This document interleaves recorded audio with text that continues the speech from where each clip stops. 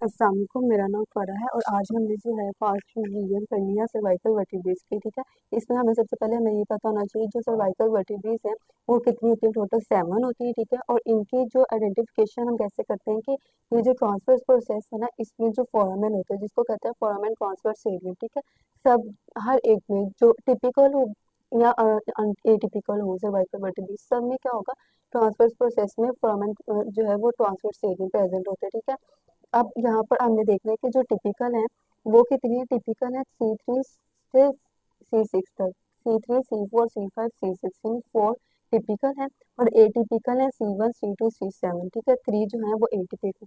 अब हमें इन सब में से कैसे पता चलेगा कि एटिपिकल कौन सी है और टिपिकल कौन सी है। टोटल 7 है, बहुत आसान है। जो फर्स्ट है ना C1, इसमें जो होते हैं ना, इसका क्या है ना, तो इसमें बॉडी है। ठीक है, आगे की तरफ बॉडी होती है, पीछे स्पाइन होता है, ना ही इसमें स्पाइन है।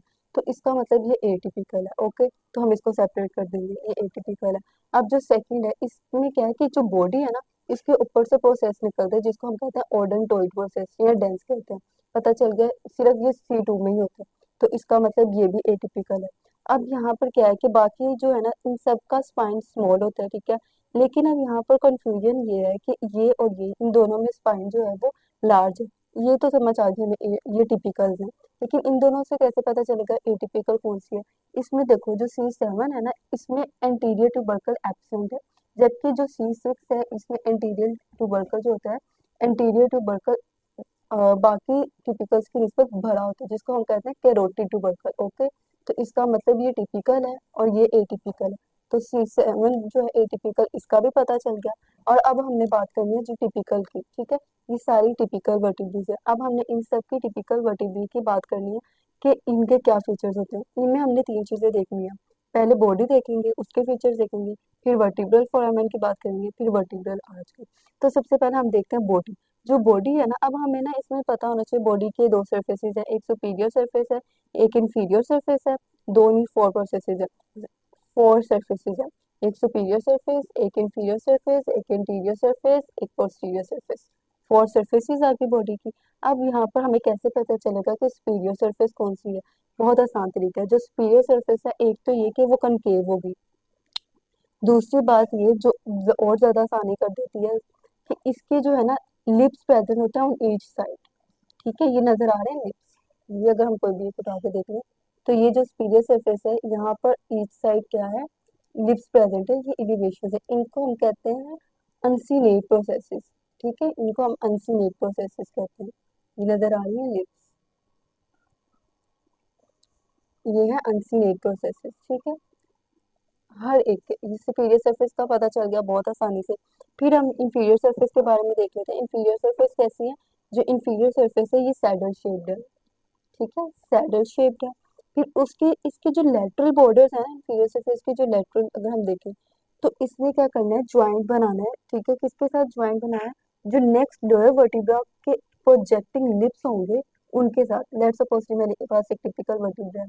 ठीक है, अब इसके जो इंफीरियर सरफेस है, इसके लेटरल बॉर्डर्स देख लेते हैं कि हम कह रहे हैं कि इन्होंने साइनोवियल ज्वाइंट बनाना है। लेट्स सपोज इसके नीचे वाली जो है वो ये है लोअर वर्टिब्रा, और किसके साथ, ये इसकी जो अपर सरफेस है उसके ये लिप्स जो लेटरली हैं इनके साथ इस तरह से जॉइंट फॉर्मेशन होगी।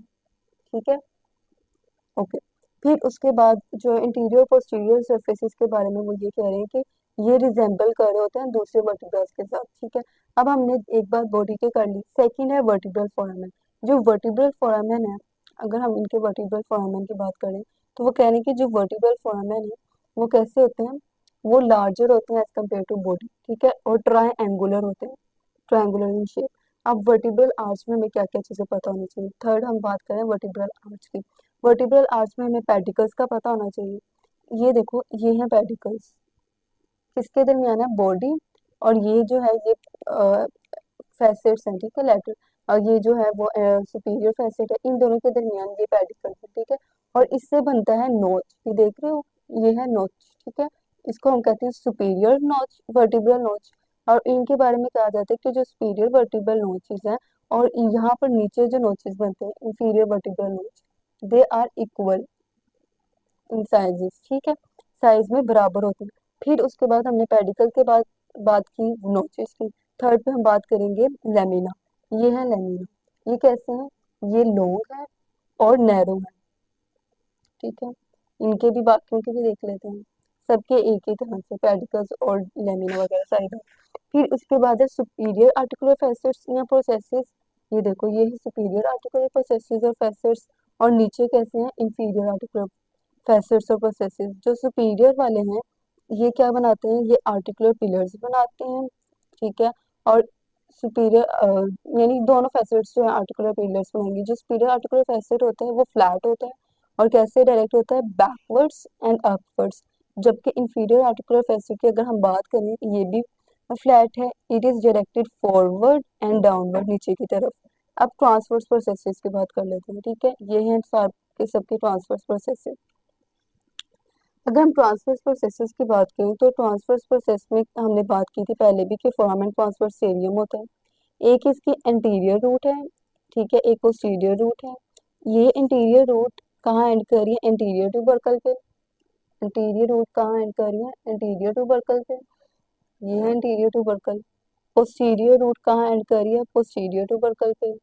ये interior root, anterior tubercle, posterior root, posterior tubercle, anterior root, anterior tubercle, posterior root, posterior tubercle.